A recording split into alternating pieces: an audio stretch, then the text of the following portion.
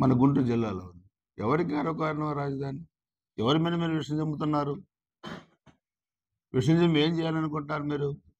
ఈ రాష్ట్రం మీ సొంత ఎస్టేట్ అనుకున్నారా? ఎస్టేట్ అనుకుని కదా మీరు పరిపాలించారు 1924 మధ్య. దానికి కదా మీరు మూల్యం చెల్లించారు.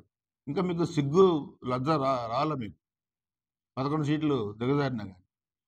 ఇంకా మేము కరెక్ట్గా చేసుకుంటే మీరు 3-4 సీట్లు లాగిపోయేవాళ్ళు.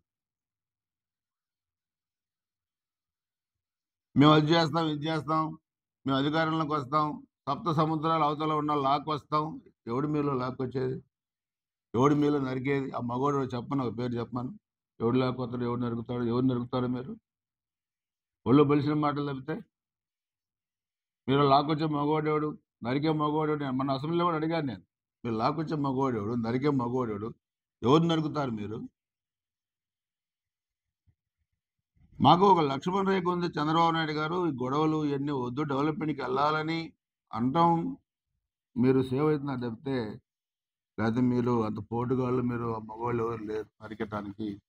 మేము నరికించుకోవడానికి మేము కూడా సిద్ధంగా లేవు.